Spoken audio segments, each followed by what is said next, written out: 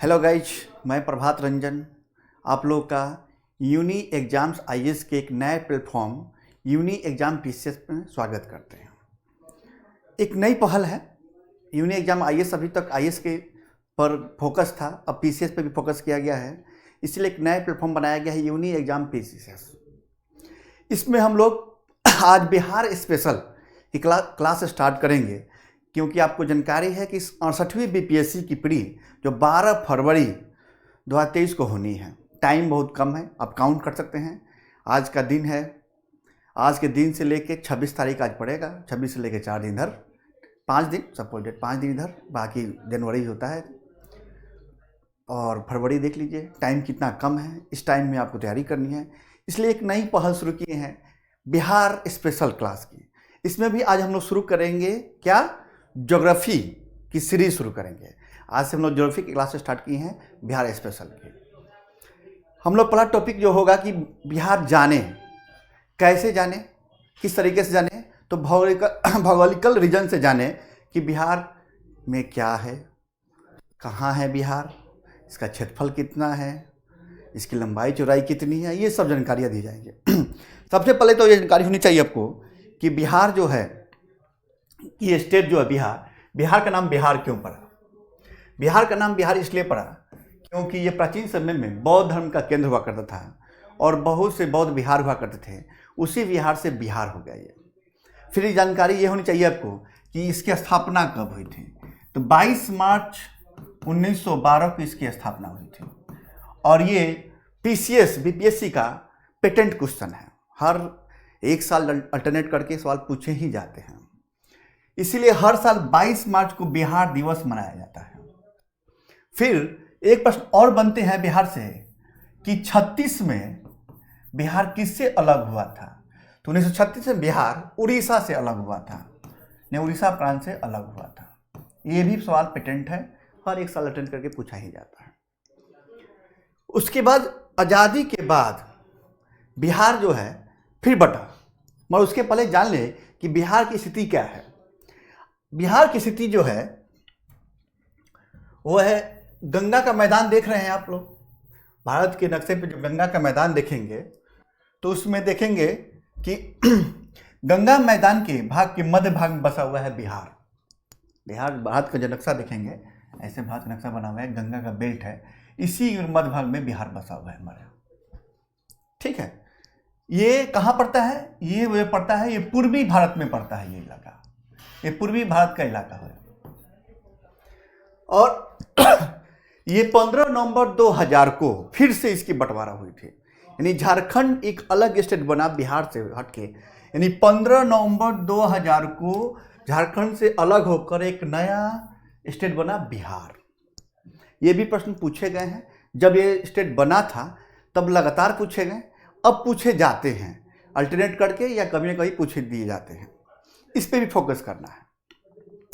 इसके बाद ये कहाँ पे है, तो देखिएगा 23.5 डिग्री कर्क रेखा है, 23.5 डिग्री की करीब कर्क रेखा में गुजरती है, इसी के उत्तर में स्थित है बिहार। कर्क रेखा से 8 राज्य, कर्क रेखा जो है 8 राज्यों से गुजरती है, उसी के उत्तर में स्थित है बिहार, इसमें लिखा हुआ है लाइन ये। और इसकी स्थिति क्या है, अक्षांश और देशांतर के हिसाब से देखें तब इसकी स्थिति ये है कि 24 degree 20 second 10 minute, 24 degree 20 minute 10 second से 27 डिग्री 31 मिनट 15 सेकेंड उत्तरी अक्षांश पे स्थित है।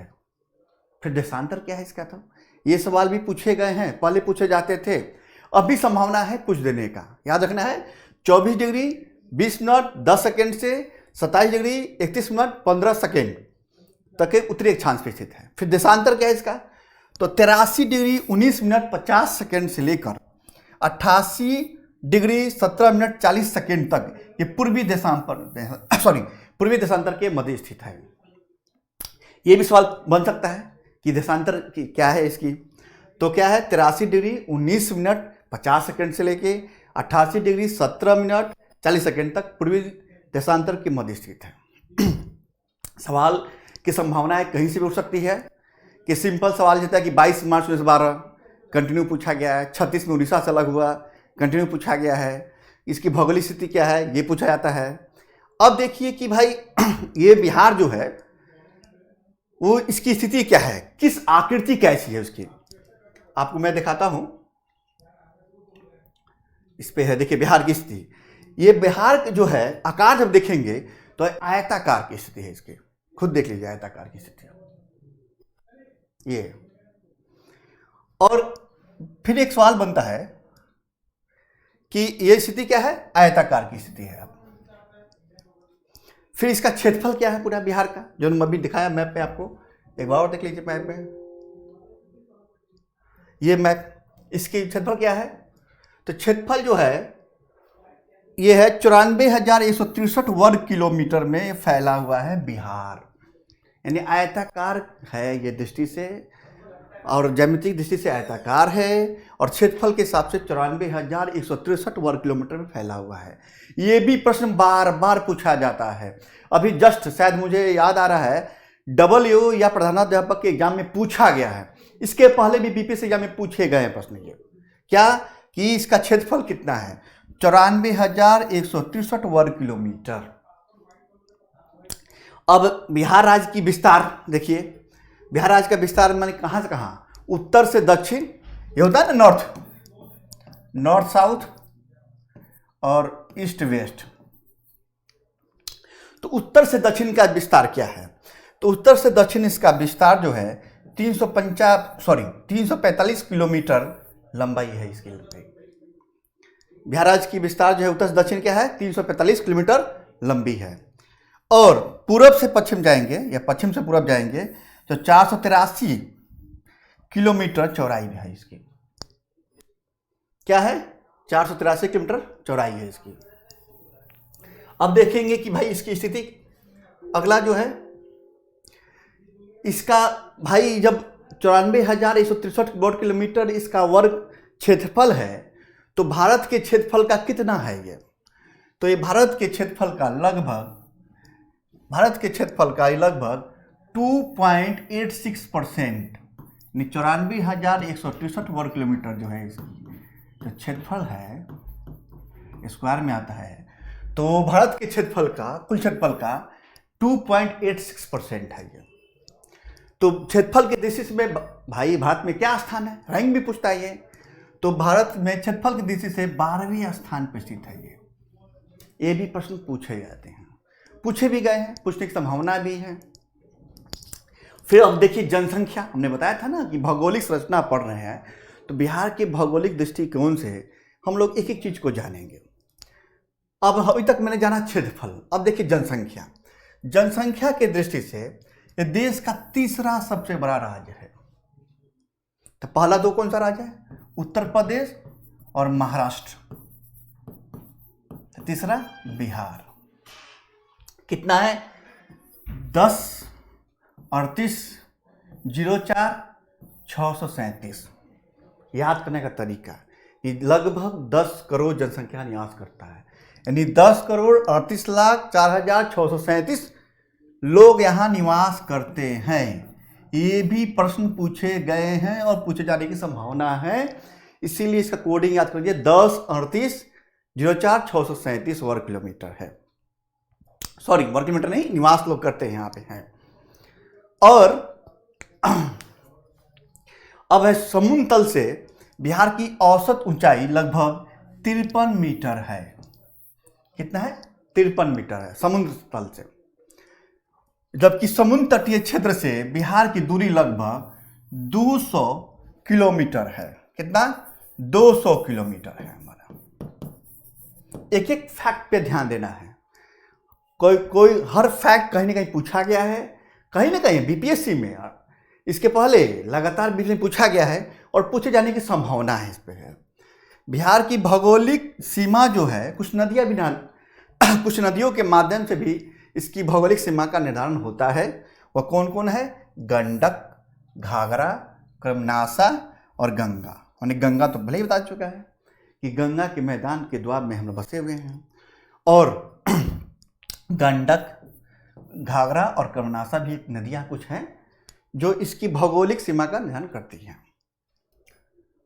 अब देखेंगे कि बिहार की सीमा रेखा, हमने अभी तक बिहार का देखा कि बिहार उत्तर से दक्षिण, पूर्व से पश्चिम, बिहार का क्षेत्रफल, बिहार की उत्तरी अक्षांश, पूर्वी देशांतर पे स्थित है तो कितना डिग्री पे है, इन्हें हमने सब ने बताया आपको।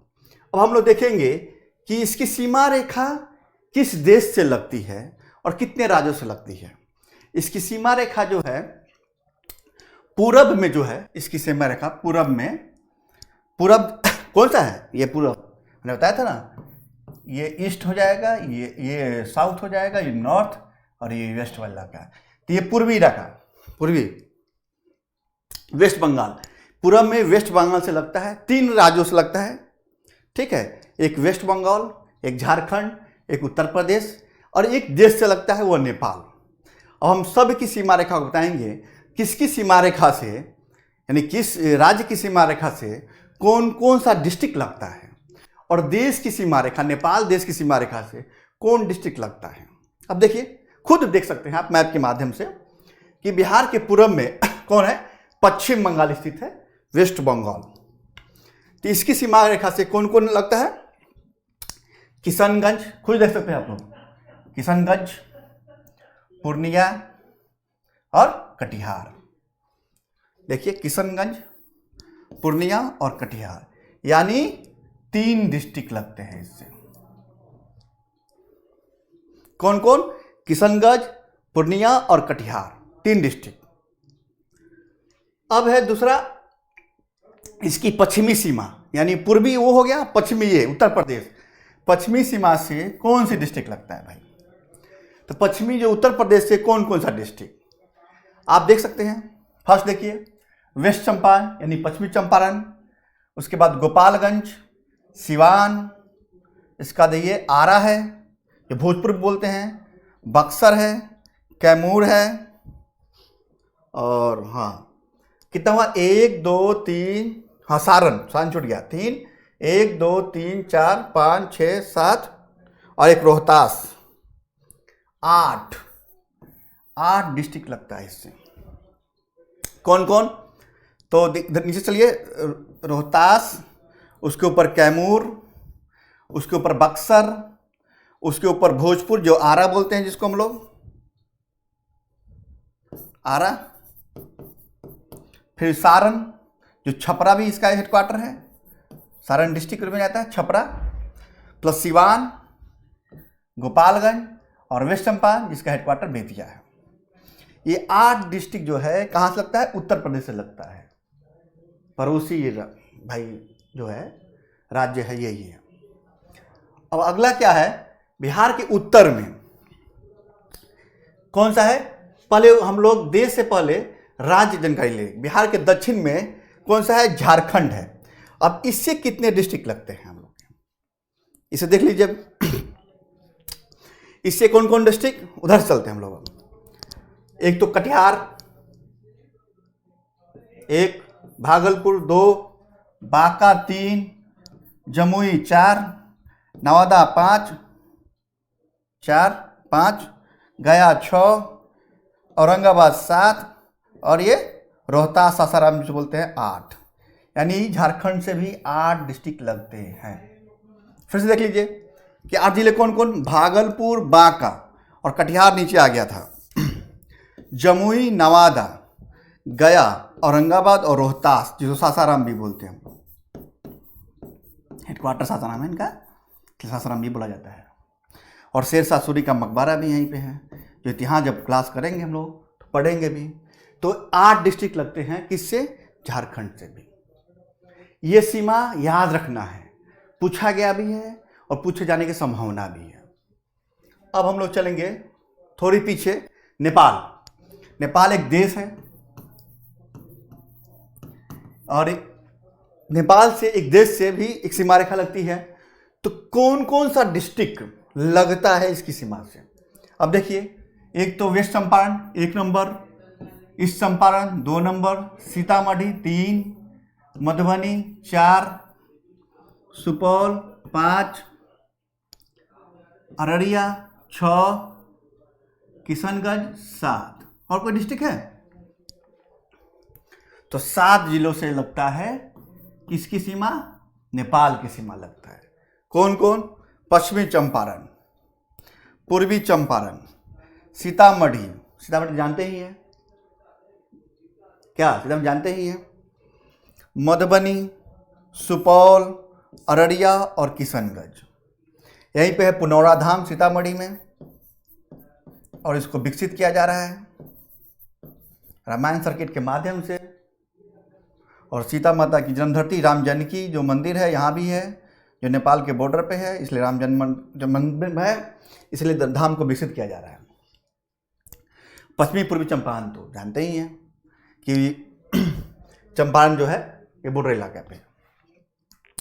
ये हुआ सीमा रेखा, किसकी सीमा रेखा किससे मिली है। अब हम लोग ये देखेंगे कि बिहार की सभी जिलों में 38 जिला है, इसमें 38 जिला इसमें है।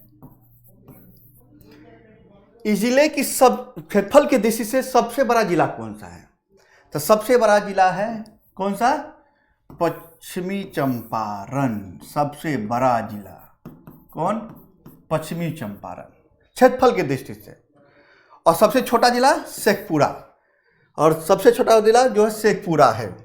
शेखपुरा पड़ता है यहाँ पे लखीसराय, ये शेखपुरा, ये तम लखीसराय और पड़ता है बेगूसराय, लखीसराय देखिएगा सबके आसपास ही है।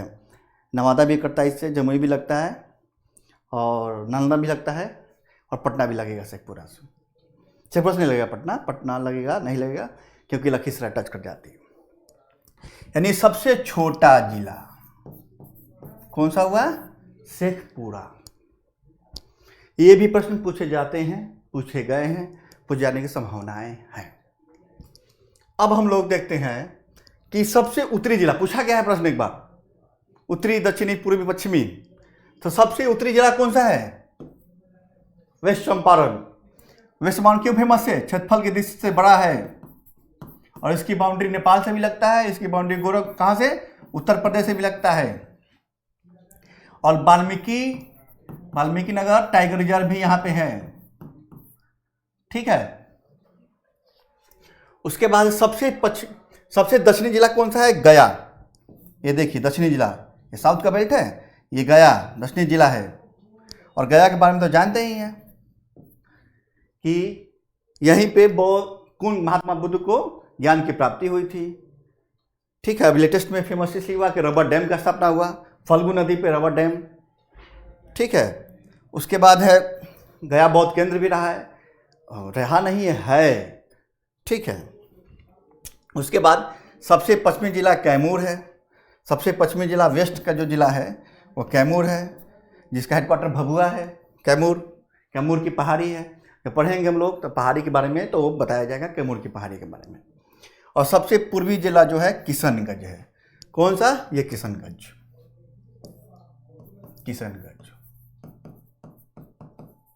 जो नेपाल से भी लगता है और वेस्ट बंगाल से भी लगता है। उसके बाद है कि ये पूरा भौगोलिक संरचना के बारे में बताया आज की क्लास में इतना ही। इसके अलावा आप मेरे फेसबुक हैंडल से जुड़ सकते हैं, सोशल मीडिया फेसबुक से जुड़ सकते हैं, इंस्टाग्राम है मेरे यहाँ, उससे भी जुड़ सकते हैं, टेलीग्राम ग्रुप है उनसे भी जुड़ जाइए, उस डेली क्विज मिलेगा, कुछ करंट मिलेंगे। और इसके अलावा एक मेरे साथी जो हैं वो भी क्लास देंगे आपको, वो डेली करंट पढ़ाएंगे, भारतीय करंट में पढ़ाएंगे। और इसी तरह कंटिन्यू बिहार का विशेष क्लास जो है सीरीज के रूप में, कभी भूगोल का सीरीज, कभी इतिहास का सीरीज चलता रहेगा, जो आप लोग के लिए लाभदायक है। कंटिन्यू क्लास कीजिए, देखिए। एक काम जरूर कीजिए भाई, सब कुछ कीजिए, सब्सक्राइब जरूर कर दिए मेरे चैनल को, और बेल आइकन बटन दबा दीजिए, ताकि आप लोग को नोटिफिकेशन मिलता रहे कि कौन सा क्लास कब हुआ। और उसके माध्यम से और फीडबैक जरूर दीजिए कि कैसा रहा और उसमें क्या इंप्रूवमेंट किया जा सकता है, ठीक है। इसके अलावा एक काम और करेंगे, हम लोग क्वेश्चन फॉर्मेट में भी कुछ चीज़ों को डिस्कस करेंगे, ताकि आप लोग को अधिक से अधिक फायदा हो सके। थैंक्स, जय हिंद, जय भारत।